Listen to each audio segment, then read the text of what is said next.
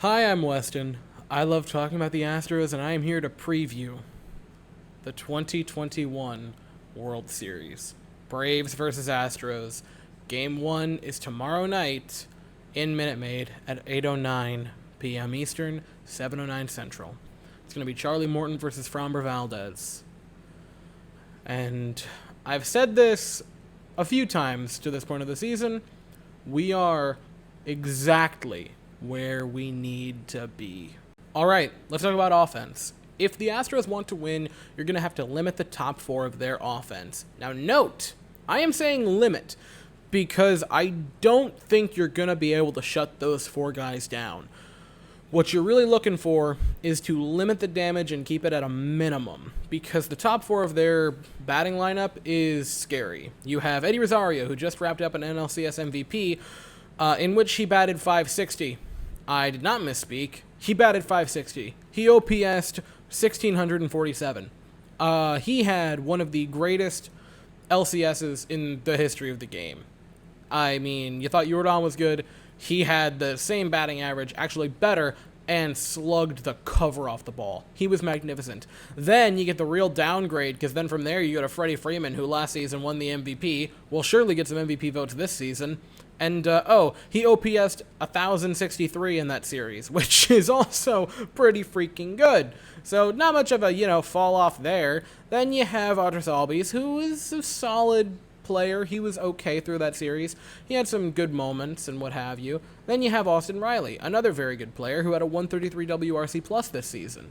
They have a great top four, and the first thing that you're going to need to do with the Astros is A, try to limit their damage, and also B, have our top four of Altuve, Brantley, Bregman, and Jordan out-hit theirs. After looking at a ton of charts and zone breakdowns and numbers, the only real ideas I have to limit these guys, Eddie Rosario this season, very solid player. He really likes them low, middle, and high in, and his expected slugging percentage on everything in the middle of the plate, whether it's middle in, middle away, middle, his projected numbers are terrifying. He particularly hates low and middle inside and up and away, so he's a guy, up and away is going to be a very good place to deal with him at.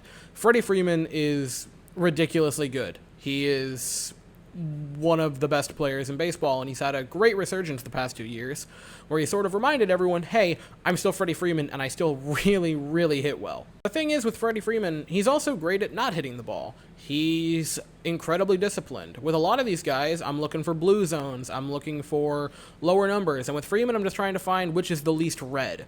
That's really what it's like looking at his zone charts. It's ridiculous. There's not really a great way to deal with him.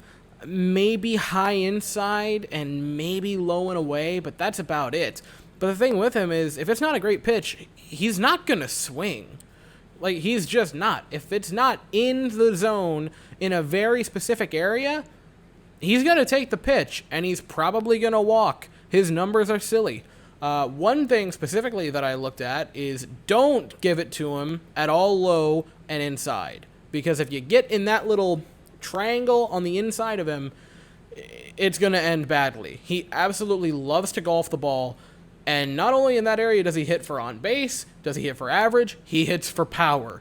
Don't go inside low. Don't do that. It's a good deal bit easier when you go to Andres Albies from Freddie Freeman, because he doesn't walk all that much. He does chase a good bit. He doesn't hit the ball particularly hard. He is pretty fast, so I would play the defense shaded just a hair bit more in on him, because you're probably going to have to make some plays on close balls that are definitely BAPIP gold for him.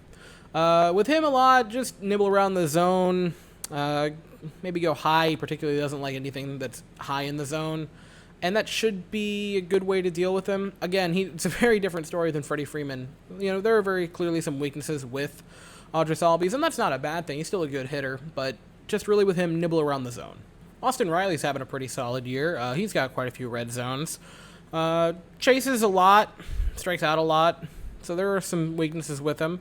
Down and away, outside of the zone, high, middle, inside. Those are really some good places to locate pitches against him, and that should help a bit. Overall offense, the Astros are a good bit better Now, I did want to make sure, right, I'm not cheating here. I used non-pitcher statistics. I didn't want to include them because I know those can really ruin offensive numbers. And looking at the numbers before and after are kind of funny. The Braves raised all of their numbers by a good margin. I think their WRC plus went up like 9 points as a team just getting rid of pitchers, which is pretty darn funny. So WRC plus between the two of them, the Astros are 117, which is magnificent. That's a pretty solid player with a 117 WRC plus, but the fact that your entire team on average is that is magnificent. And again, the Astros' weak point of their offense is essentially Martin Maldonado, which again, that's a pretty bad weak point, but if the first 8 hitters are actually pretty darn good, which they are, you can kind of live with it. You'd like him to be better offensively, even like last year Maldonado, but if that's the weakest part, you can live with it. It's 117 again for the Astros versus a 104 for the Braves. So they're also solid. Went up again insanely when you take away pitchers.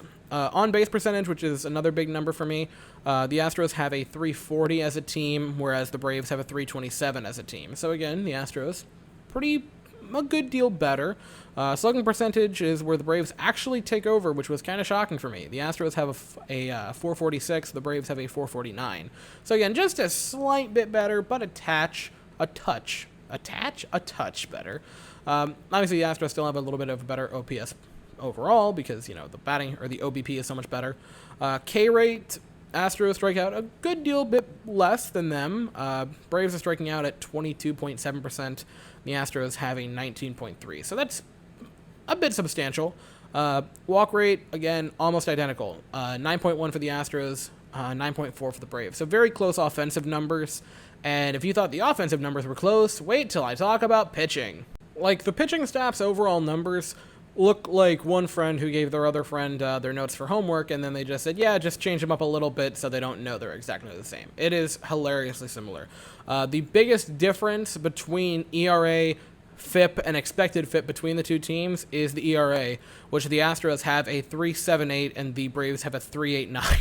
They are nearly identical. FIP and expected FIP, the Astros are better in expected FIP, they're better in actual FIP, but the numbers are minute. I believe it's 0.04. It's percentage points difference. Like, they are almost identical. I was hoping that, maybe, you can get a little bit different with, like, K rate and walk rate. Maybe one team's throwing a lot more balls than the other. And basically not. The Astros are 13th in, I believe, K rate, and the Braves are 14th. The difference is 9.07 to 9.04. It's basically the exact same. It's pretty darn funny. Walks are also pretty darn close. The Astros are giving up 3.42 walks per 9, whereas the Braves are giving up 3.29. They're very, very close. Starters and relievers is where there's a little bit of an edge and a difference. The Astros have a bit of a better starting rotation. A 3.60 for our starters versus a 3.84 for theirs. Again, that can kind of differentiate with expected FIP and practical FIP. But that number for ERA counts Lance McCullers Jr., which today he was ruled out of the series, which is a devastating blow for the Houston Astros to lose their ace. And that is bad. That is real bad. So I'll talk about that in a split second later. Relief pitching is also pretty darn similar. 3.97 ERA for the Braves relievers, and it's a 4.06 for us. As for FIP, again, theirs is a bit better, but our expected FIP is better, so it's sort of a moot point. There's not a big differential. These two teams are very, very, very close. Now, next, I kind of want to talk about why it's important for us to win Game 1. Now, outside of the obvious of Game 1s are important because they can set the tone for the series and what have you and whatever, the Braves are insane in Atlanta. To this point of the season, postseason-wise, through their 10 games, they are 5-0 in Atlanta. On the road, they are 2-3. But if you're in Atlanta, no one has been able to crack that code yet. They have a +8 run differential at home and a -1 on the road. Again, it's a very small sample size. It's only 5 games each, but, I mean, I do not want to try to solve the Rubik's Cube that is the Atlanta Braves in Atlanta if you're potentially going to be facing down elimination there. That seems terrifying. Along with that, taking game one, again, it's going to be in Minute Maid, and you're facing Charlie Morton, and he is easily the ace of that rotation. So taking the game against him in our house is very, very important. I'm not saying that if the Astros lose game one, the series is over, but that is a good way to already be on the wrong foot in this series. If the Braves go back to Atlanta 1-1, they're in a decent spot. If the Astros go there down 0-2, it's basically over, which you might say, well, that's sort of obvious, Weston. And I would say, well, I want to talk about something here now, don't I? Again, Morton's their ace. Max Fried is also a very good player, and that's most of their firepower offensively. Anderson, Smiley, and Inouye are their weaker links. All of them have ERAs around 4, FIPS around 4. So that's really when it starts to taper off for the rotation. If I'm not mistaken, I think Inouye is around like a 5+ FIP, so he's not doing wonderful. Again, a lot of their expected ERAs, a lot of the percentile rankings on Baseball Savant really drop off for those last 3, whereas Morton and Fried are just sort of lighting it up. So taking those games, I believe, my estimation, and I think with the sort of general consensus, is that the first 2 games are going to be Morton and Fried. And those are very important, not just because they're the first 2 games, but because they are in Minute Maid, which is important, and also it's their aces. And, I mean, they seem like a different breed in Atlanta. So I would very much like to get wins against their aces in our house, where it's going to be a tad bit easier than potentially an ace in there. So hopefully Max Fried starts game 2. I'm not sure yet. We don't know. But we should know tomorrow, I would assume, after the game. And before I do the sign-off and what have you, again, I want to mention Lance McCullers is out for the World Series. The forearm strain is about a 6-week injury, and they said they don't want to risk next season right now, which I've seen a lot of people saying you shouldn't risk the next season of Lance for right now, and I mean, I agree. You don't want to ruin him going forward, but man, oh man, it just sucks right now because you're now going to go into the World Series without your ace. Now, the Astros have other capable starters, but it could get dicey here. Along with that, we're now as fans left with that horrible what if it just simply hadn't rained that day in Chicago, Urquidy starts game 4, and McCullers gets to wait and pitch in the ALCS. The what-if game is not a fun one, but we can still find a way to win it without him, and that's what you're going to have to do. And also, the Braves are without a few of their stars, and they've been without them for the entirety of the season. Mike Soroka I don't believe has pitched a game this season for the Braves, and Ronald Acuna Jr. has missed like 130 games. So if they can figure out ways to win without their ace and without one of their stars, so can we.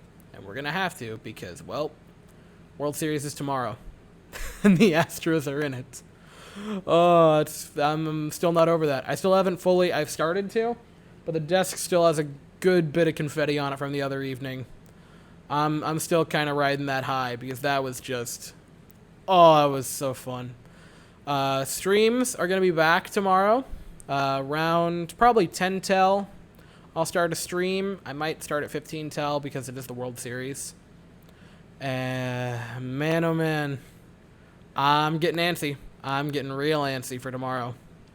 I'm getting I haven't had a ton of the postseason jitters. I got them for Game 6, but I wasn't really having them before that, and now they're coming back. Oh, it's the World Series tomorrow, guys. Anyway, 8:09 Eastern, 7:09 Central. I'll be here 10 minutes before game time, and I'll see you guys then. So, if you enjoyed the video, please consider subscribing. Thank you all so very much for watching. I hope you all have an absolutely fantastic day, and as always, go Astros.